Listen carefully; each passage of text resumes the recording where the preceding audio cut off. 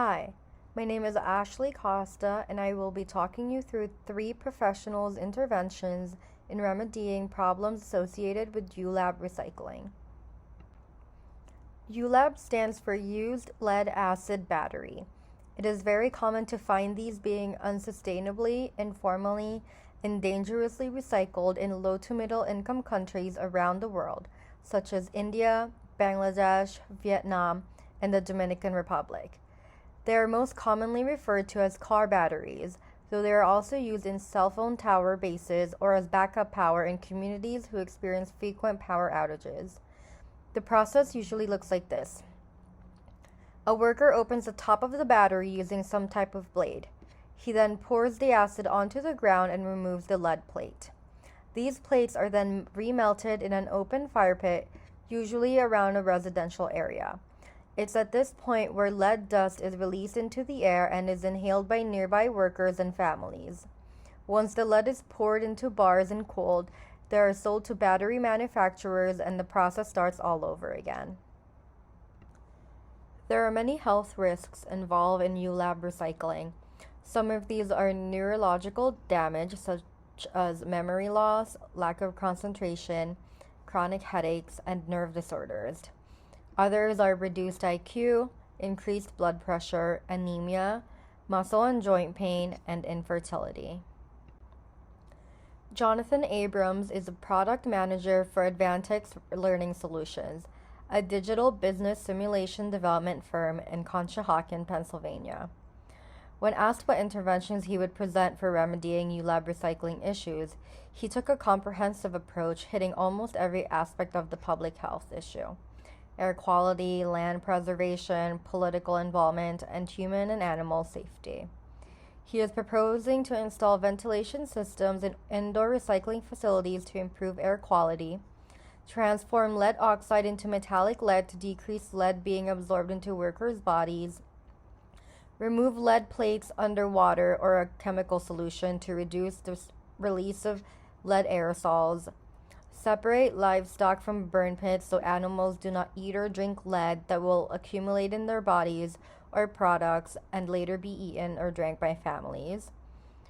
Work with the local government to create a formalized recycling program with employment benefits such as minimum wage and healthcare coverage, and introduce birth control options to prevent exposing children to lead during pregnancies. Max Bershad is an automotive salesman for Connors Used Truck Parts in King of Prussia, Pennsylvania. This line of work exposes him to lead almost every single day he's at the junkyard. When asked what interventions he would present for remedying ULAB recycling issues, he took a highly automotive-focused mindset. He is proposing to repurpose lead plates into smaller sized and more widely used lead drill bits for various tools, adopt more sustainable practices for automobile manufacturing, such as using hydrogen, wind power, and solar power instead of gas or diesel as fuel, and to produce nuclear energy using lead coolants due to its low neutron absorption and melting point. Mark Paul is a consultant for Capgemini, an information technology consulting company in Burbank, California. When asked what interventions he would present for remedying ULAB recycling issues, he took more of a business development stance. He is proposing to create a local coalition that will negotiate an agreement with multiple stakeholders that will implement better work conditions on all ULAB recycling sites, as well as provide educational opportunities for workers to raise awareness of the health risks involved with constant lead dust exposure, and to distribute personal protective equipment such as gloves, masks, and goggles to act as inhalation and ingestion barriers for workers and nearby families. After talking with these professionals, we realized that they each presented ideas based on their occupation. Jonathan Abrams trains international employees using fictional scenarios, so he had a wide lens and thought of multiple aspects of the issue instead of only focusing on the lead plates.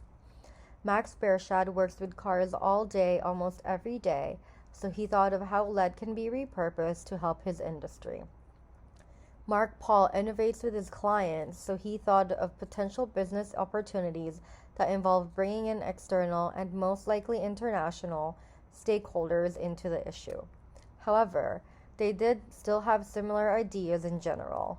All three professionals brought up PPE and nuclear energy. We also found a few challenges with the professionals' interventions. Almost every idea requires a high number of investments and capital to even get started, such as the ventilation system, electric cars, nuclear energy production, and stakeholder coalitions. Also, a nonprofit organization is needed to spearhead these interventions if no volunteers can.